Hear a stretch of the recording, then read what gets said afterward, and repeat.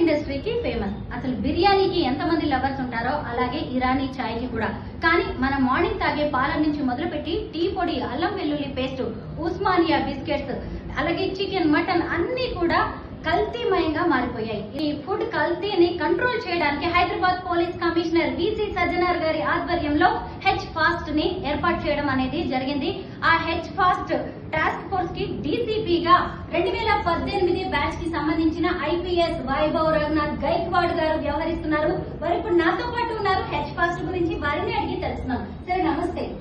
అసలు H fast అంటే ఏంటి? Hyderabad city police commissioner Sajjanar sir ఒక కొత్త ఇనిషియేటివ్ ఈ హైదరాబాద్ లో జరుగుతున్న కల్తీ ఆహార పైన నిఘా పెట్టడానికి, ఈ కల్తీ ఆహార నిర్మూలన చేయడానికి ఒక స్పెషల్ టీం ఏర్పాటు చేశారు.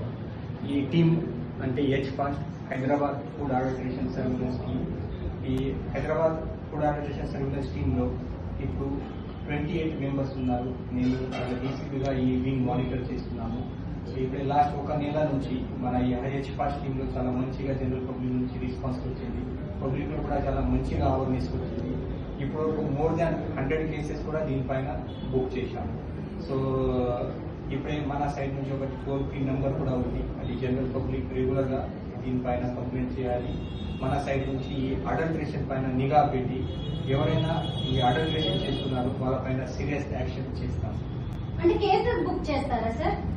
ఎస్, మేము ఇప్పుడే ఎవరైనా ఈ ఫుడ్ అడల్ట్రేషన్ చేస్తున్నారు, మ్యానుఫ్యాక్చర్ చేస్తున్నారు, సేల్ చేస్తున్నారు, డిస్ట్రిబ్యూట్ చేస్తున్నారు, వాళ్ళపైన మనతో పాటు ఫుడ్ సేఫ్టీ ఆఫీసర్ ఉంటారు, తర్వాత జిహెచ్ఎంసీ ఆఫీసర్ ఉంటారు.